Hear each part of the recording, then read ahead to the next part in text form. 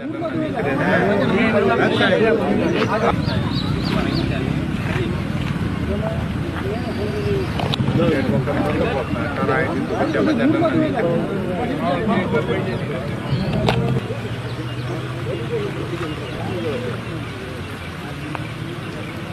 5:30 આજુબાજુ જે મોરબી લીલાપર રોડ ઉપર જે રાજાશાહી વખતનો જે અંદાજે 40 થી 50 વર્ષ જૂનો બ્રિજ છે, એમાં એક પિયર છે જે ક્રશ થવાથી વચ્ચેના 2 સ્પાન છે એ બેસી ગયેલ છે.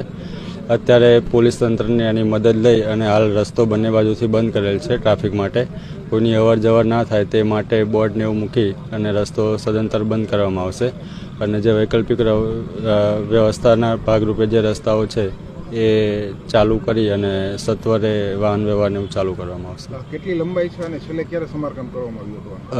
અંદાજે 2-3 વર્ષ પહેલાં 2 વર્ષ પહેલાં અને રીસર્ફેસિંગનું કામ જે રોડનું હતું મોરબીથી લીલાપર, એમાં જસ્ટ ખાલી રીસર્ફેસ કરવામાં આવેલો હતો.